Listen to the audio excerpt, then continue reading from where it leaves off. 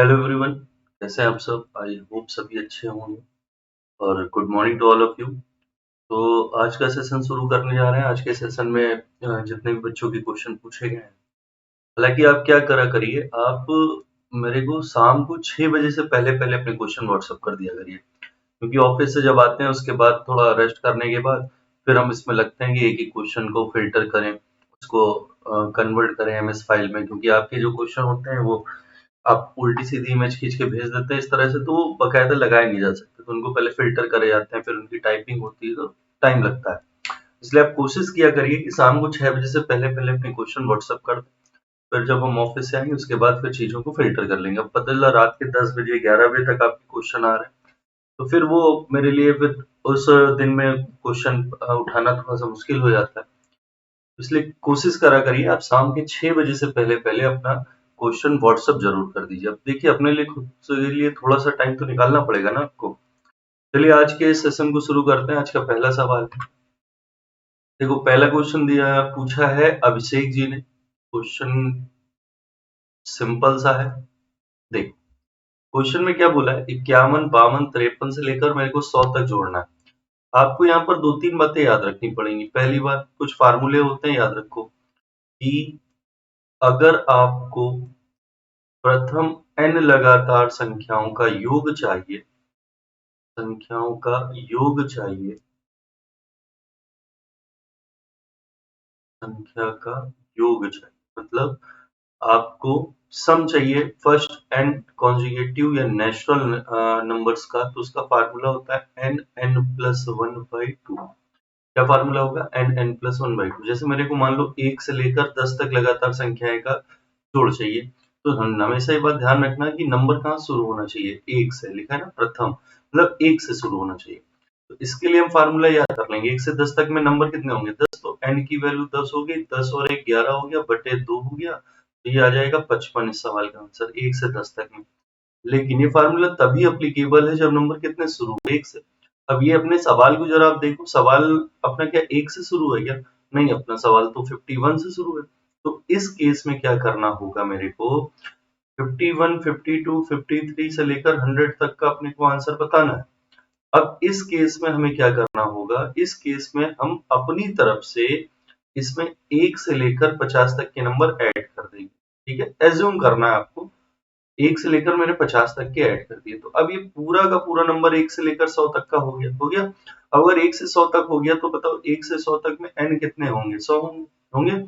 और हम 1 से 50 तक का भी सम निकाल सकते हैं, तो 1 से 50 तक में n कितने होंगे? 50 होंगे। तो बस इस पूरे में से ये ब्लैक वाला पोर्शन अगर हम माइनस कर दें तो हमारा आंसर बन जाएगा। तो सॉल्व कर लिया। फार्मूला वही n+1/2, यानी कि 100 इंटू 101 डिवाइडेड बाय 2, और माइनस करना है n इंटू n1 n+1/2 होगा।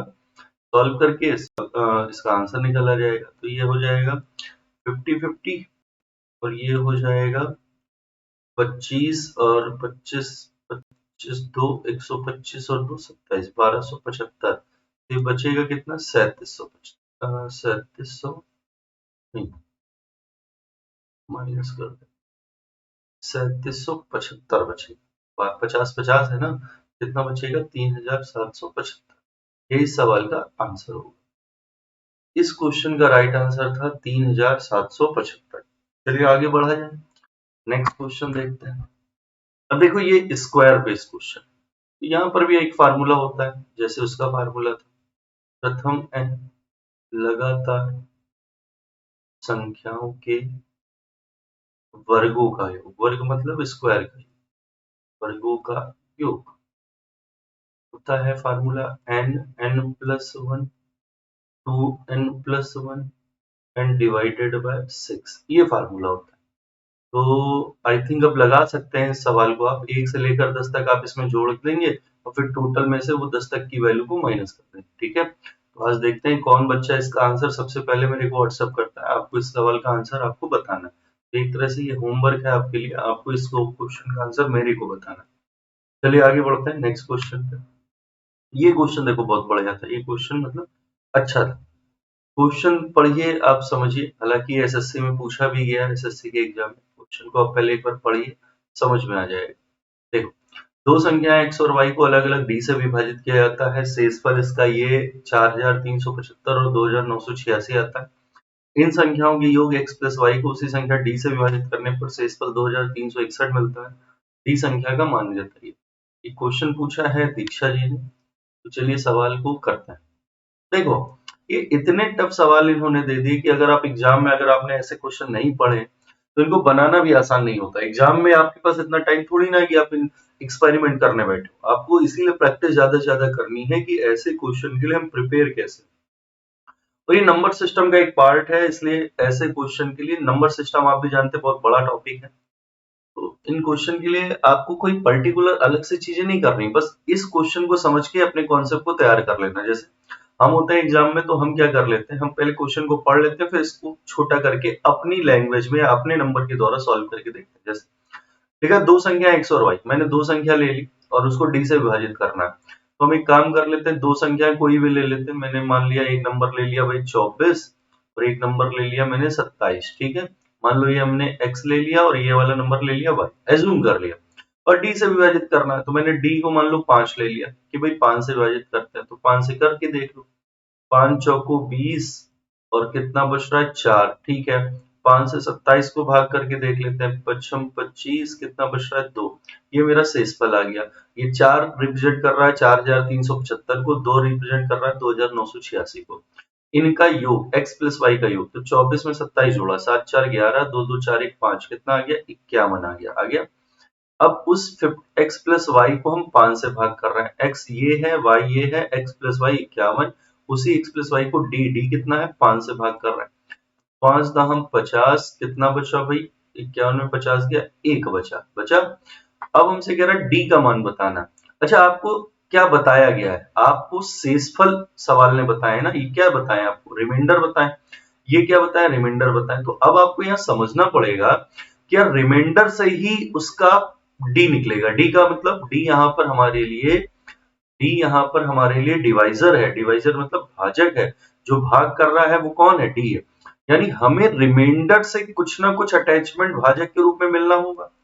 भाई सवाल रिमाइंडर दे रहा है, रिमाइंडर से ही आपसे भाजक पूछ रहा है, इसका मतलब ये हुआ कि रिमाइंडर से ही आंसर कहाँ का निकलेगा, भाजक का निकलेगा। तो हम रिमाइंडर को जरा अपने ध्यान से देखें कि वहां से भाजक कैसे निकलेगा। यहाँ का रिमाइंडर क्या है, यहाँ का रिमाइंडर 4, यहाँ का रिमाइंडर 2 और फिर ये वाला रिमाइंडर 1।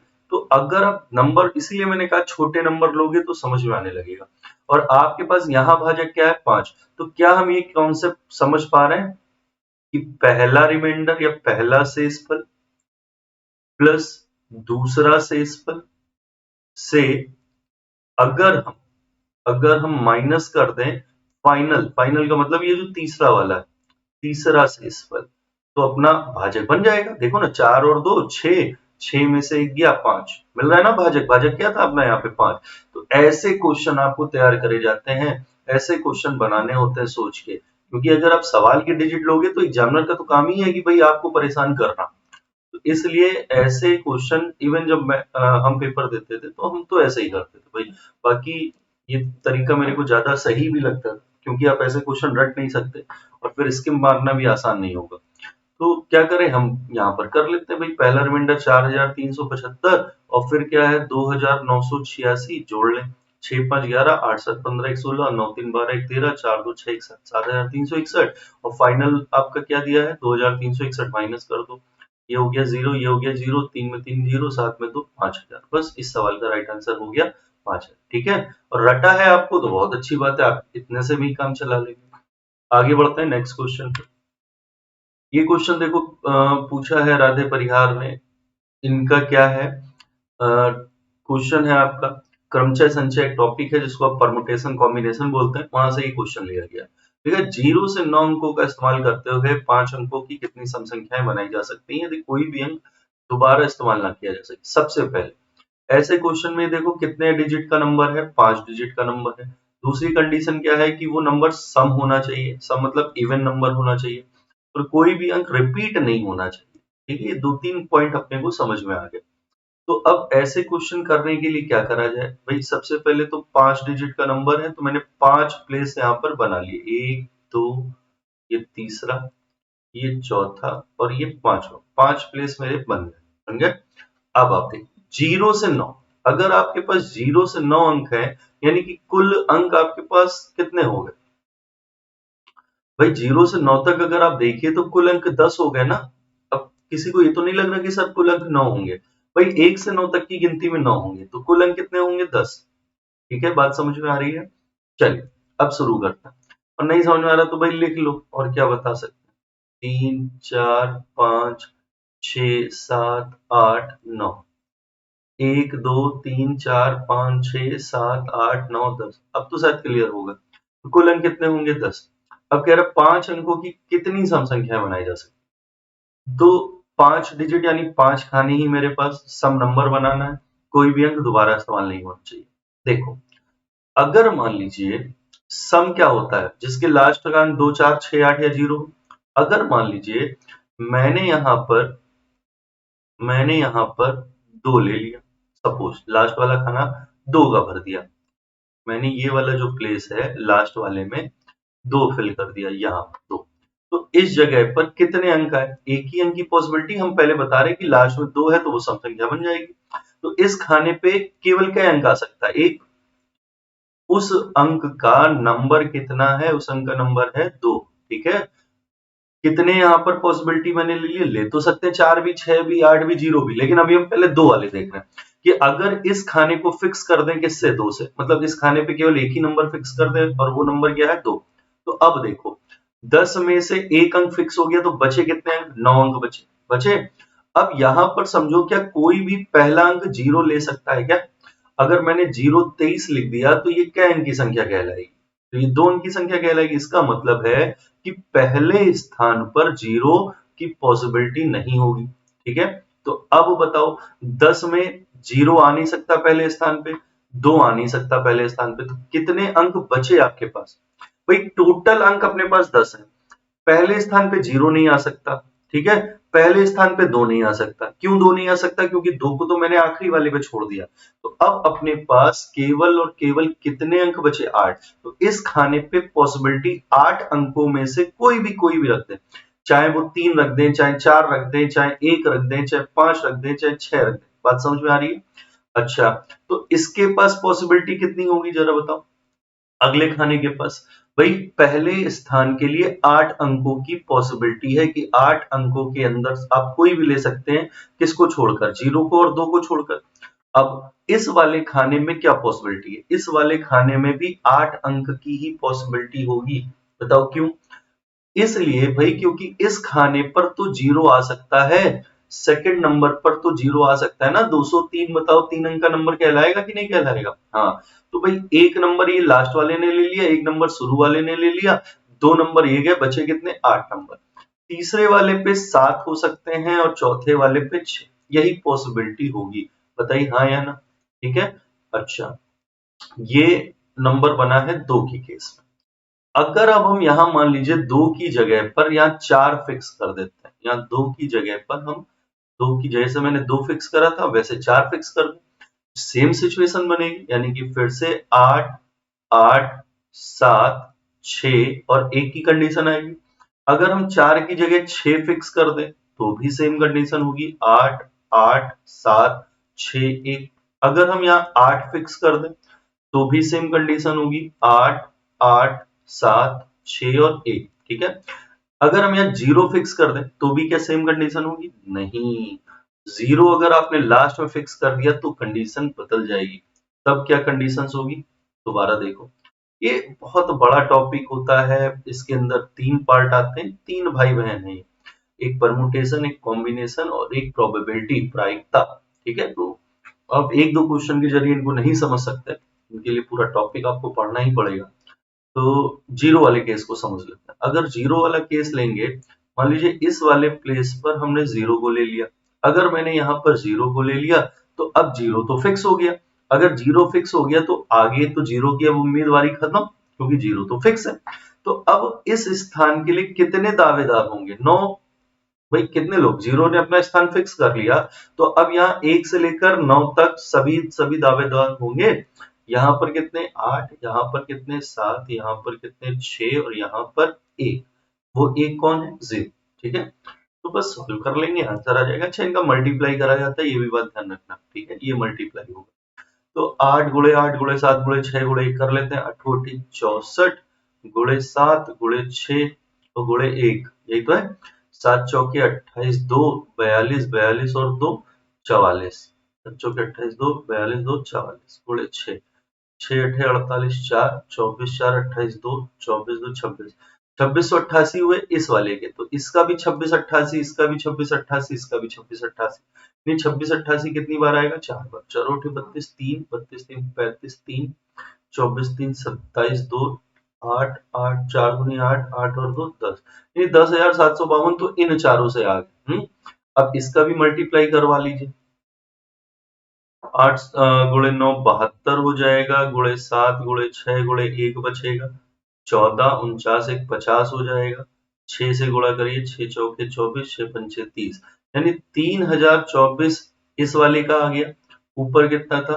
10,752, 10,752 जोड़ देते, 4 2 6 5 2 7 7 3 1, तो इस सवाल का राइट आंसर होगा 13,776।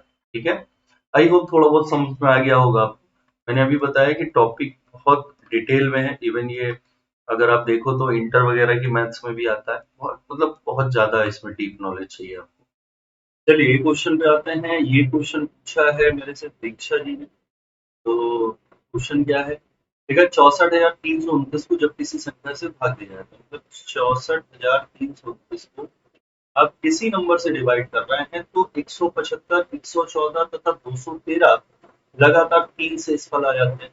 मतलब 3 से इसफल उसने बताया, पहला से इसफल बताया 175 का, दूसरा बताया 114 का, तीसरा बताया है 213 का। 3 आपके कॉन्जुगेटिव रिमाइंडर आ जाते हैं। तो भाज्य या भाज्य गलत, यहाँ पर आपसे वो पूछना चाह रहा है भाजक है, ठीक है, यहाँ पर वो आपसे भाजक पूछना चाह रहा है। भाज्य तो दिया ही ना, भाजक का मतलब जो भाग करता है, जिसको आप इंग्लिश में डिवाइजर बोलते हैं, ठीक है। यहाँ भाज्य की जगह आप सही कर लेंगे भाजक पूछ। अच्छा, तो ये क्वेश्चन आपसे पूछा गया कि यहाँ पर भाजक। आगे बढ़ते हैं। तो आपको ऑप्शन जो दिए हैं वो देखो, सभी ऑप्शन जो है वो 3 डिजिट के। अगर 3 डिजिट के, इसका मतलब है कि जिससे हम भाग कर रहे हैं वो नंबर 3 डिजिट का ही होगा। अगर वो नंबर 3 डिजिट का होगा, मतलब इस जगह वाला नंबर हमारे पास 3 डिजिट का ही आएगा। ठीक है, अब हम भाग करवाते हैं। कितनी बार जाएगा हमें नहीं पता, लेकिन यहाँ पर कुछ ना कुछ तो आएगा।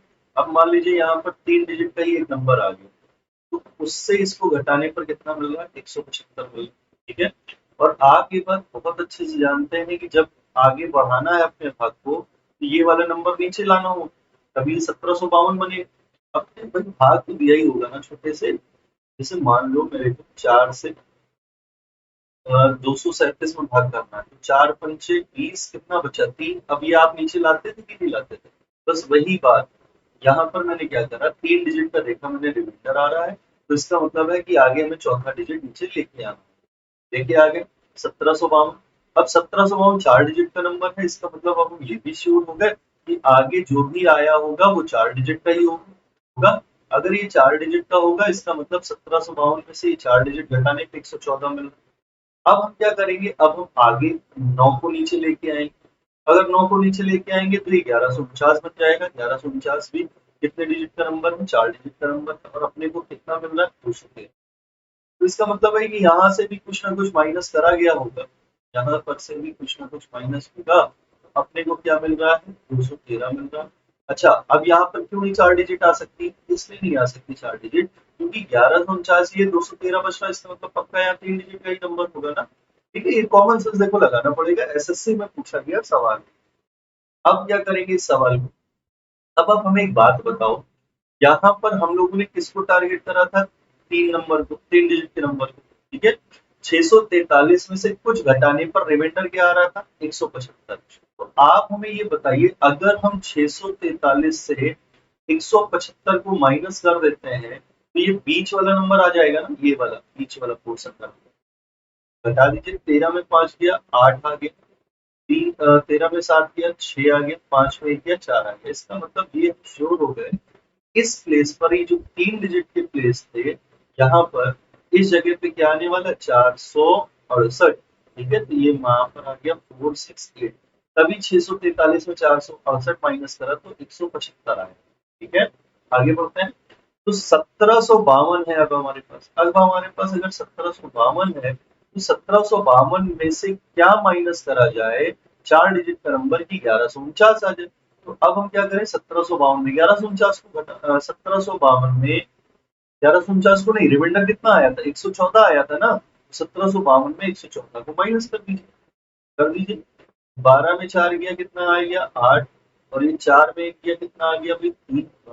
12 में 4 गया 8, 4 में 1 गया 3, 17 में 1 गया 16। तो इसका मतलब है कि ये वाला जो स्पेस था यहाँ पर, ये 4 डिजिट का था, यहाँ पर क्या आ जाएगा, यहाँ पर आ जाएगा 1638। 1638। आगे, अब आगे बढ़ते, आगे लिखा हुआ है 1149। पूरा नंबर कितना है, 1149। 1149 में हम क्या घटा दें कि 213 आ जाए। तो 1149 से 213 को माइनस करके देख लीजिए। 1149 में से 213 को हम माइनस कर देंगे तो 9 में 3 गया 6।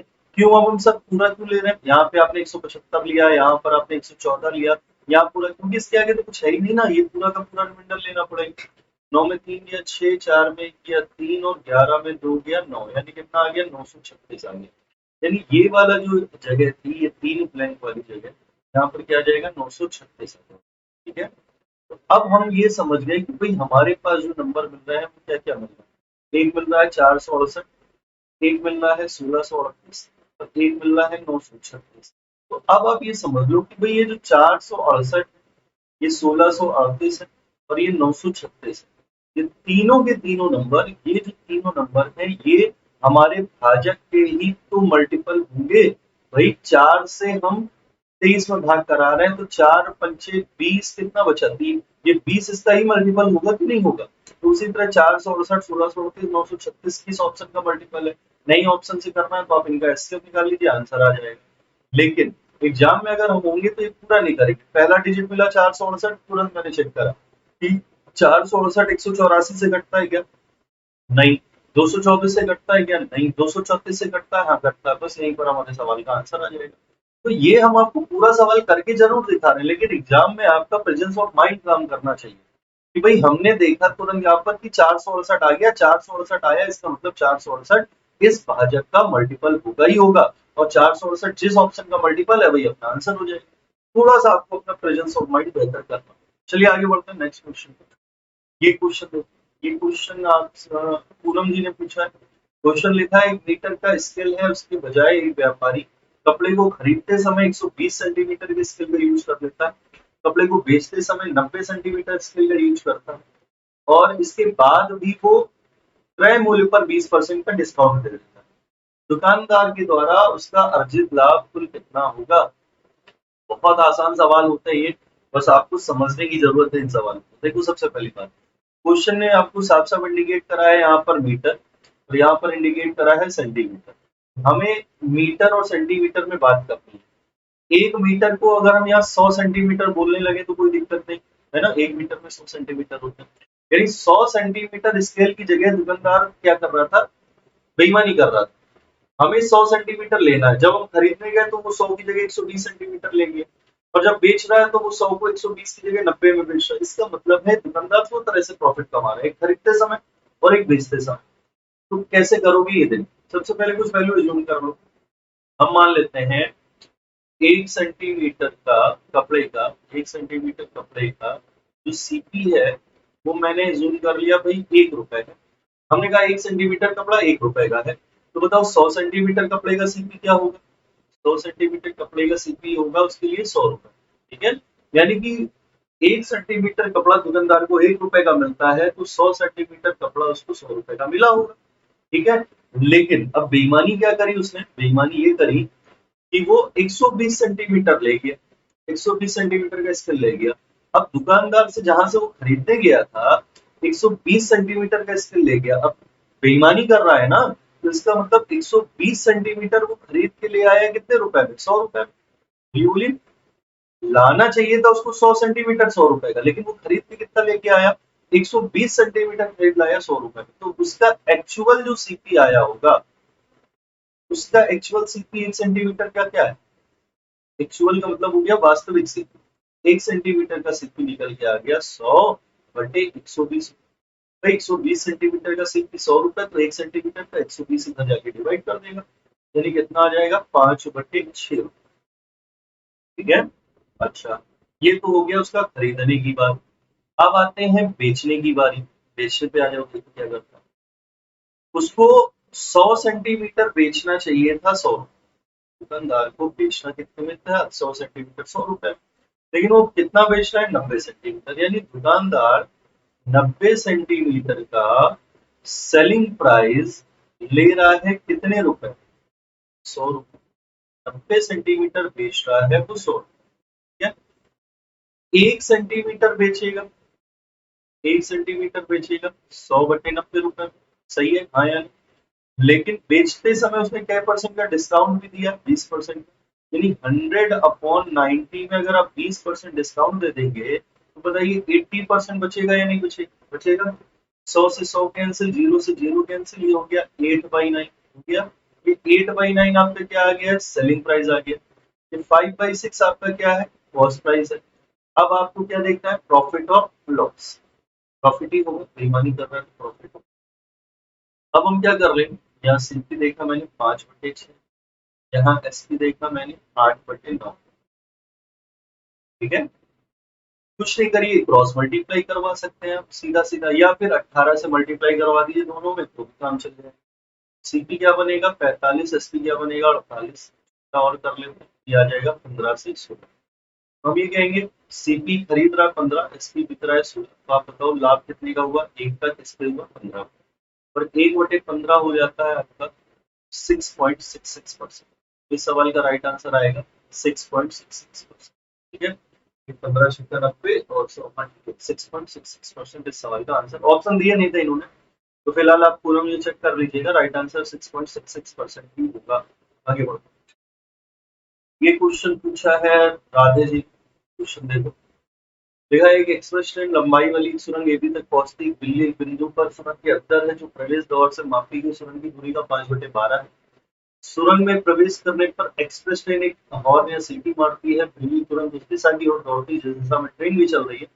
दोनों एक्सप्रेस ट्रेन और बिल्ली एक ही समय पर बाहर निकलने के बिंदु तक एक साथ पहुंच जाते हैं। कितने परसेंट से ट्रेन की गति बिल्ली की तुलना में अधिक? देखो, ये क्वेश्चन अगर एग्जाम में आ जाए तो ज्यादातर बच्चा तो स्किप कर जाएगा। क्यों स्किप कर जाएगा? वो इसलिए क्योंकि इतना बड़ा सवाल देखेगा, उसके बाद वो सोचेगा यार, पढ़ने में ही इसको, इस सवाल को लगभग 30 सेकंड लगे जा रहे हैं, फिर समझने में, फिर करने में टाइम लगेगा। लेकिन ऐसा नहीं है। आपको इसीलिए भी कहा जाता है कि प्रैक्टिस ज्यादा से ज्यादा करिए, क्योंकि आप ये क्वेश्चन छोड़ रहे हैं, बाकी बच्चा कर रहा होगा और जल्दी कर रहा होगा। देखो, ये मैंने टनल सुरंग बना ली एबी। ये इसका एंट्री गेट है, प्रवेश द्वार है, यहाँ से ट्रेन अंदर जा रही है। अब लिखा है अंदर एक बिल्ली है। इस पॉइंट पर एक मान लीजिए कैट है, यहाँ पर एक बिल्ली है, ये कैट। अब बिल्ली है, वो प्रवेश द्वार से मापी गई सुरंग की दूरी का 5/12 भाग, यानी यहाँ से नाप रहे हैं 5/12 भाग। अब 5/12 भाग का मतलब हुआ कि अगर हम पूरे को 12 मान लेते हैं तो बिल्ली केवल कितनी दूरी पर है? 5 दूरी पर। अब पूरी 12 है, बिल्ली 5 पे है, तो बचा हुआ स्पेस क्या होगा? 7 होगा। ठीक है, बचा हुआ जो जगह होगी वो कितनी होगी? 7 होगी। यहाँ तक बात समझ में आ रही? पूरी मैंने 12 मान लिया, क्योंकि डिनोमिनेटर में 12 है, पूरा 12 मान लिया। बिल्ली 5वें भाग पे है, तो आगे का भाग कितना बचा होगा? 7 भाग बचा होगा। अब लिखा जैसे ही अंदर घुसने के लिए हॉर्न मारती है तो क्या करती है? बिल्ली भागना शुरू करती है। और लिखा हुआ है बिल्ली तुरंत उस दिशा की ओर दौड़ती है जिस दिशा में ट्रेन भी चल रही है। अब आप खुद बताइए, ट्रेन अगर इस डायरेक्शन में जा रही है तो बिल्ली भी यहाँ से इसी डायरेक्शन में जाएगी, हाँ या ना?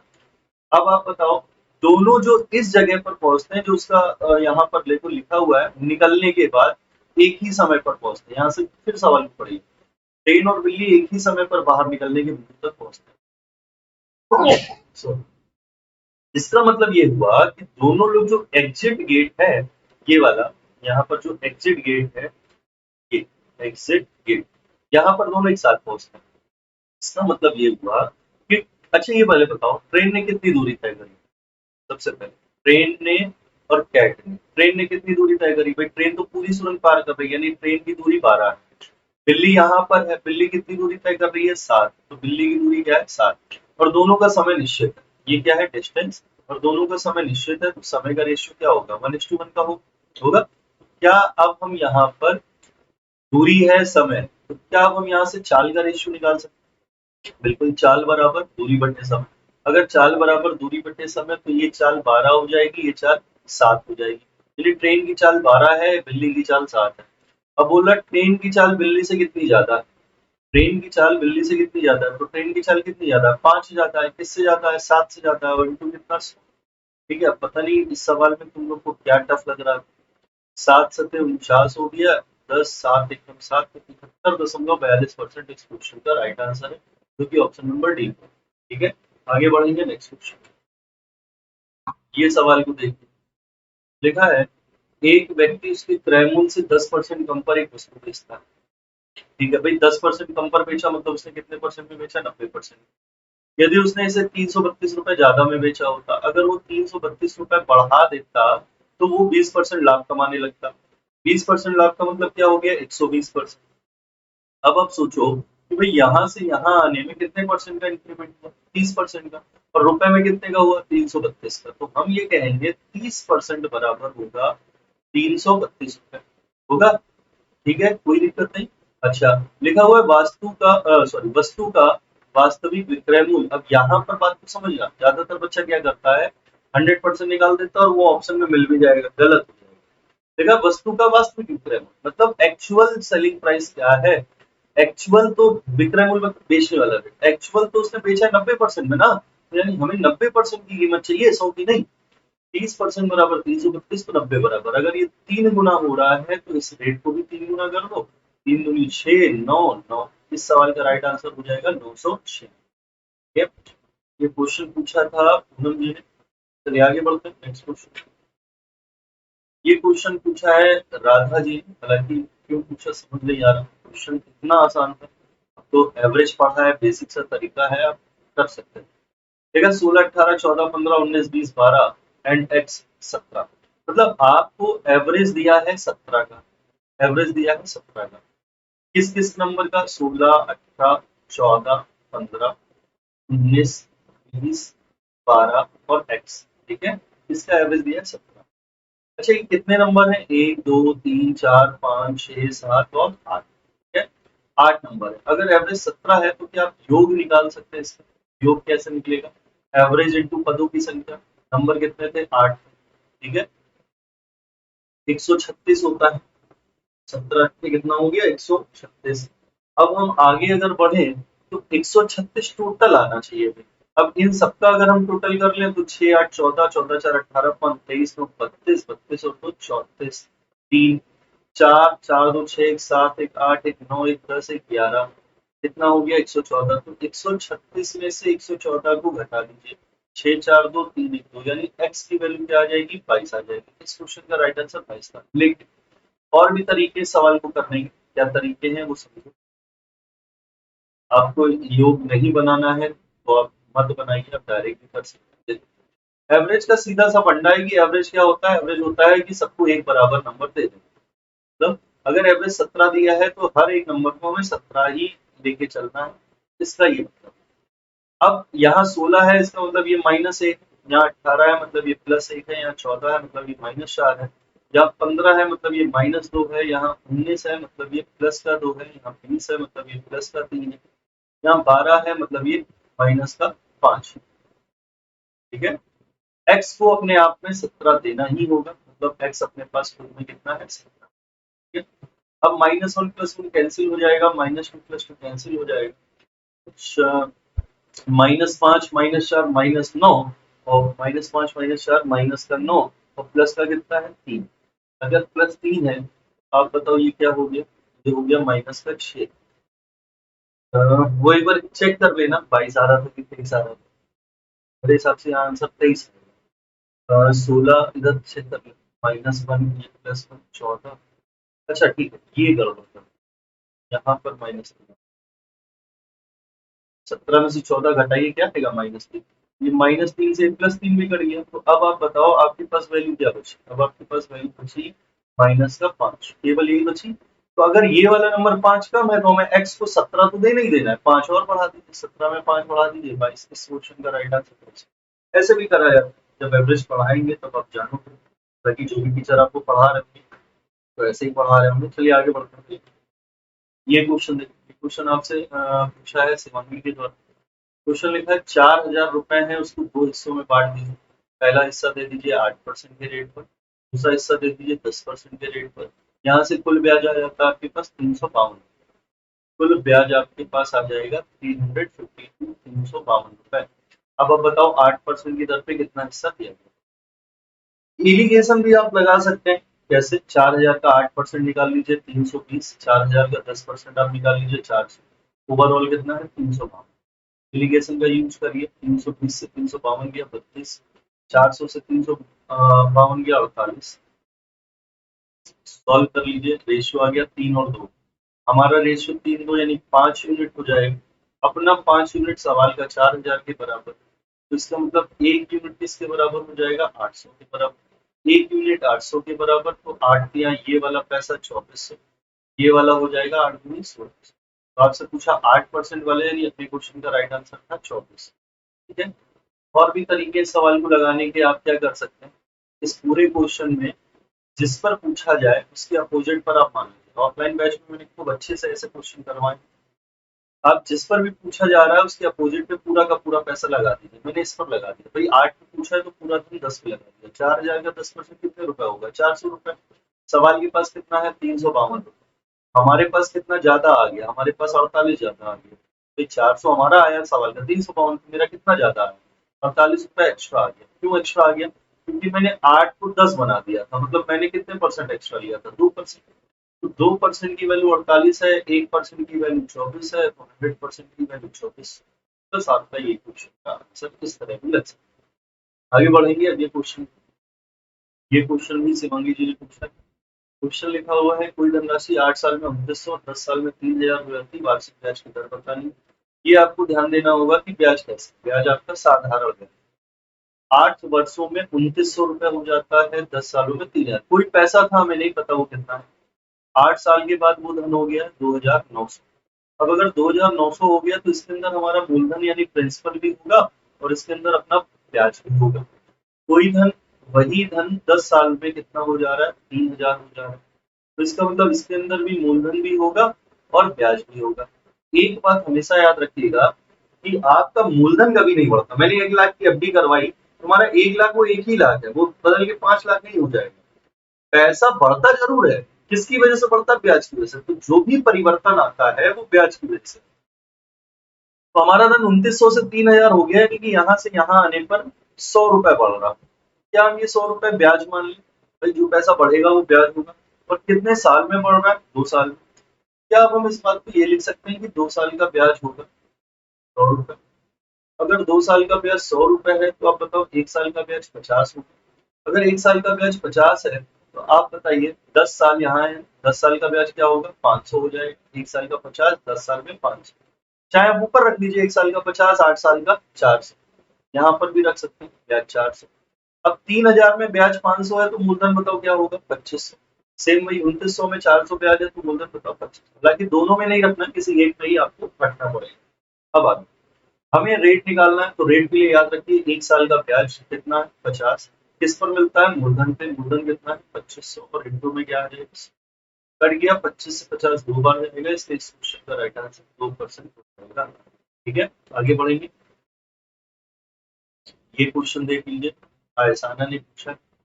देखा, किसी धनराशि, एक व्यक्ति किसी निश्चित धनराशि पर साधारण ब्याज की 6% की दर से 3 वर्षों का साधारण ब्याज 900 रुपए है। यदि ब्याज की दर को चक्रवृद्धि कर दें तो बताओ कितना अधिक ब्याज प्राप्त हो जाएगा। अच्छा क्वेश्चन। ठीक, कुछ बच्चे इस सवाल को करने के लिए क्या करेगा, सबसे पहले 3 साल का साधारण ब्याज 900 है। साधारण ब्याज इक्वली डिस्ट्रीब्यूट होता है, तो इसका मतलब हर साल उसे 300 को मिला ही होगा, मिला होगा। अब कुछ बच्चा यहाँ पर क्या करता है, यहाँ पर मूलधन बनाने की कोशिश करता है। लेकिन आप क्यों मूलधन बनाओ? हमें सीधा सीधा एसआई पता है, रेट आपको पता है 6% का, सीआई बनाना है। आप ये बात जानते हैं पहले साल ब्याज पे ब्याज मिलेगा ही नहीं। 300 का 6% निकालो, 300 का 6% कितना होता है? 18 होता है, तो यहाँ 18 रुपए ब्याज मिल जाएगा, मिलेगा। अब यहाँ पर आ गए, अब इस पूरे का मतलब ये और ये। ठीक है, इस पूरे पर अपने को ब्याज मिलेगा। अब अगर इस पूरे पर ब्याज लेने जाएंगे तो आप बताओ कितना हो गया? 618। 618 का ही कितने परसेंट, 6%। 618 का 6% निकाल लेते, 6 8 48 4, 6 4 10 और 6 36 और 1 37, यानी 37 रुपए 8 पैसे, 37 रुपए 8 पैसे और मिल जाएगा। बस यही हमसे पूछ रहा है कितना एक्स्ट्रा ब्याज। तो भाई एक्स्ट्रा ब्याज अगर आपसे पूछ रहा है तो एक्स्ट्रा ब्याज में हमारा तो यही पार्ट है ना केवल, ये और ये हमारा हो गया एक्स्ट्रा ब्याज, जोड़ दीजिए। 18 और 37.08 जोड़ेंगे तो ये हो जाएगा 55.08, यही इस क्वेश्चन का आंसर। तो आपको ना मूलधन बनाना है ना आगे फार्मूला लगाना है, आप डायरेक्ट क्वेश्चन को कर सकते हैं। चलिए आगे बढ़ते हैं नेक्स्ट क्वेश्चन। आगे बढ़ते हैं, यही क्वेश्चन देखिए। एक रेलगाड़ी बिना रुके औसत चाली, क्वेश्चन पूछा है अंशिका ने।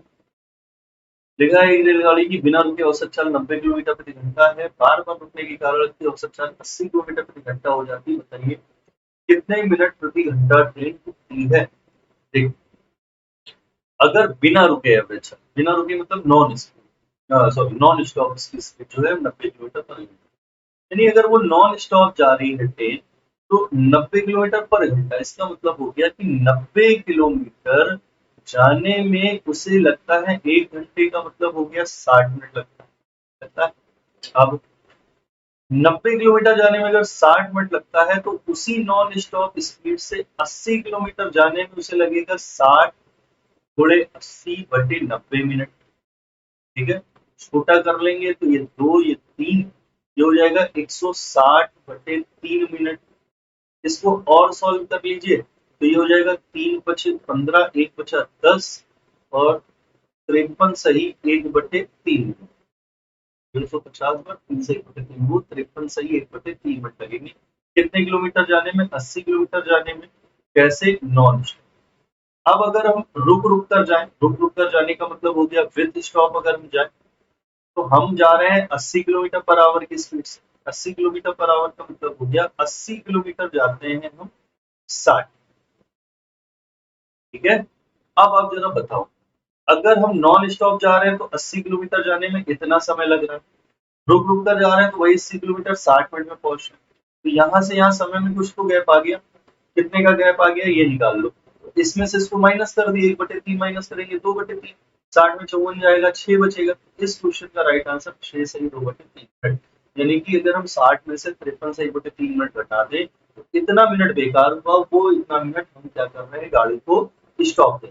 राइट आंसर हो गया 6 सही 2/3। ठीक है, कोई प्रॉब्लम नहीं।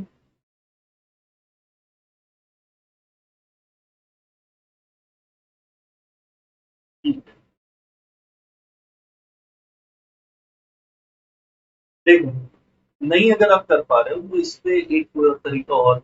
जब भी ऐसे सवाल है तो आप सीधा सा एक फार्मूला याद रखिए कि अगर हमें रुकने का, ट्रेन के रुकने का समय निकालना है तो आप क्या करिए, दोनों चालों का अंतर निकाल दीजिए। दोनों चालों का अंतर निकाल दो, डिवाइड बाई उसकी non stop speed. Non stop speed मतलब बिना रुके वाली चाल। याद रखो नॉन स्टॉप स्पीड तो हमेशा ज्यादा वाली की होती है, और 1 घंटे में कितने मिनट होते हैं। बस आप ये सॉल्व कर लो। तो दोनों चालों में अंतर देखो, 90 और 80 में अंतर कितने का है, 10 का। नॉन स्टॉप स्पीड कौन सी होगी, 90 होगी, और इनटू क्या करते हैं, 60 करते हैं। 30 से गया ये 2 बार, ये 3 बार, तो हो गया 20/3, और 20/3 का मतलब आंसर 6 से 2। ये भी कर सकते हैं। तो आज के लिए इतना ही रखते हैं। तो अब आप क्या करा करिए, डेली के जिन बच्चों के क्वेश्चन आज नहीं हुए वो कल हो जाएंगे। डेली आपको याद रखना है कि अपने को व्हाट्सअप 6 बजे से पहले कर लेना है। 6 बजे से पहले कर लेंगे तो आपका क्वेश्चन स्लाइड में आ जाएगा। ठीक है, चलिए कल मिलते हैं, कल आपसे और भी कुछ बात करेंगे। आज के लिए इतना ही।